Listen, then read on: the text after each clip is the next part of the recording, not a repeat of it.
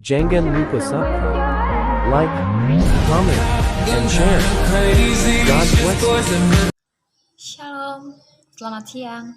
Perkenalkan, nama saya Andini Mambaliwotu. Saya mahasiswa dari STT Inti Makassar. Selamat datang di channel YouTube saya. Ini video pertama saya dalam channel ini karena ini salah satu tugas dari salah satu mata kuliah dari STT Inti Makassar, yaitu adalah Administrasi Gereja Baru atau AGB. Nah, sebelum kita masuk ke dalam materi, jangan lupa like, comment, and subscribe channel YouTube saya karena ini salah satu saya bisa lulus dari mata kuliah tersebut. Tidak berlama-lama lagi, kita akan masuk ke dalam materi tentang dimensi Alkitab, teologi, dan doktrin. Ini dimensi pertama yang akan saya bawakan dari 6 dimensi. Nah, di sini kita akan mengenal tentang administrasi gereja. Administrasi gereja seringkali menjadi topik perbincangan gereja masa kini. Administrasi gereja baru tentu menjadi sebuah perubahan bagi gereja-gereja untuk menuju hal yang lebih baik. Dalam menuju administrasi gereja baru, kita akan memerlukan ketiga aspek dimensi, yaitu dimensi Alkitab, teologi, dan doktrin. Maka dari ketiga relasi tersebut tentu akan banyak membawa perubahan bagi gereja-gereja masa kini.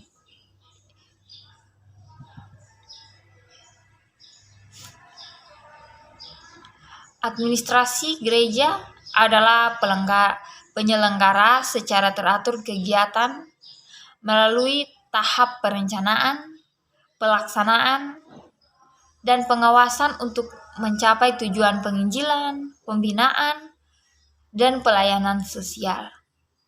Administrasi gereja juga adalah bertanggung jawab atas pimpinan gereja dalam menyediakan wadah yang dapat di mana indikasi firman untuk dinyatakan.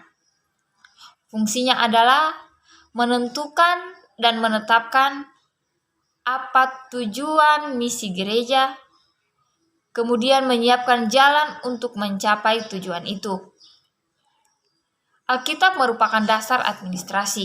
Di sini kita akan membahas tentang dimensi Alkitab.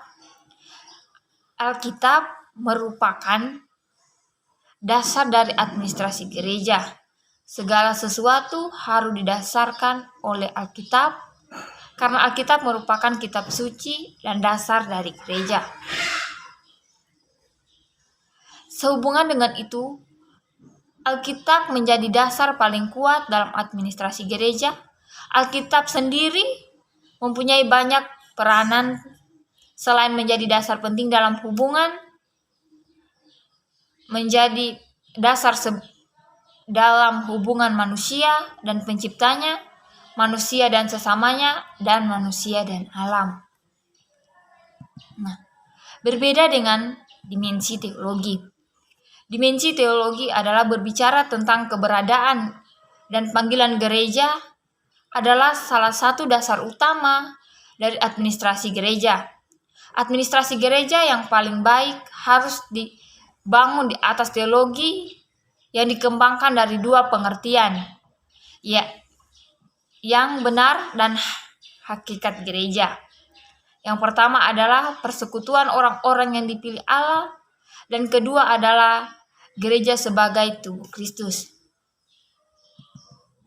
Ini adalah dimensi teologi, yang dimana kita mempelajari tentang hal-hal, maka ini harus berhubungan erat dengan pencipta, hal-hal ilahi yang harus berhubungan erat dengan pencipta. Kehadiran bidang teologi membawa dampak besar bagi administrasi gereja baru, walaupun teologi adalah ajaran tentang Tuhan. Namun dalam iman Kristen, teologi memiliki misi lebih dari sekedar ajaran tentang Tuhan. Nah, sekarang kita lihat ini berbeda dengan dimensi doktrin. Dimensi doktrin merupakan ajaran tentang asas suatu aliran politik atau keagamaan.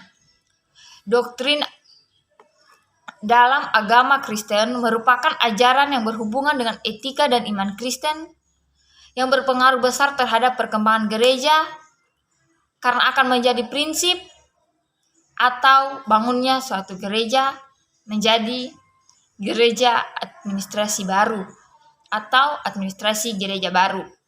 Nah, dari sini kita dapat melihat doktrin tersebut tentu mengenai ajaran tentang Allah Bapa, Anak, dan Roh Kudus. Ketiga doktrin tersebut tentu akan menjadi dasar untuk administrasi gereja baru demi gereja yang menjadi gereja lebih baik lagi.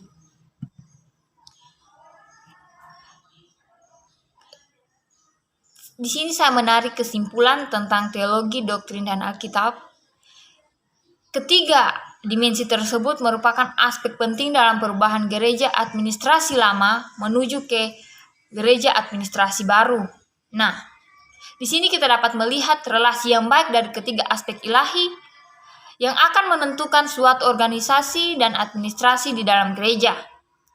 Administrasi gereja yang tentu menghadirkan perubahan gereja menjadi lebih baik.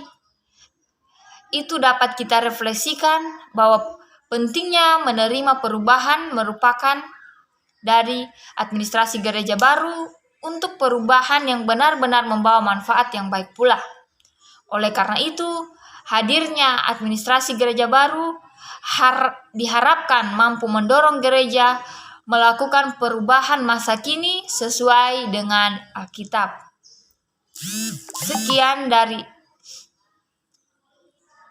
Sekian pelajaran dari saya.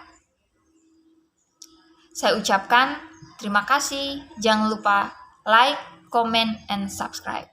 Shalom, selamat siang. Terima kasih semuanya atas dukungannya.